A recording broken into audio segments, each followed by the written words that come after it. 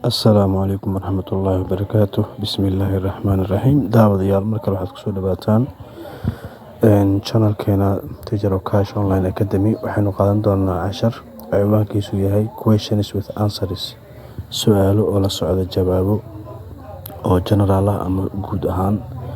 Insha Allah waxaan rajaynayaa in ay wax badan ka faa'iidi doonaan ardayda ama dadka danaynaya barashada luqadda Ingiriiska.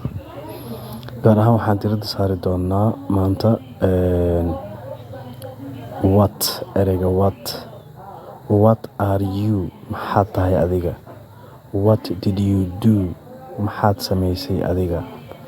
What are they, maxay yihiin ayaga. What do you do, maxaad qabataa adiga. What is she, maxay tahay ayada.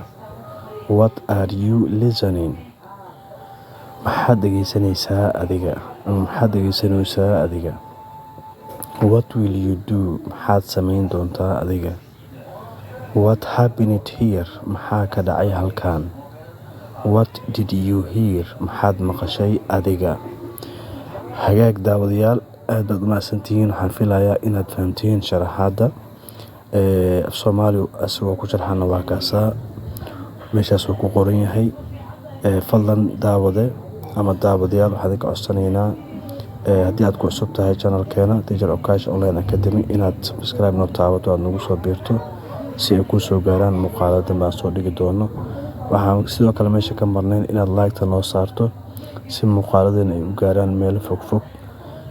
Wixii talo tusaale ahna barta comment noogu soo qora. Mahadsanid daawade.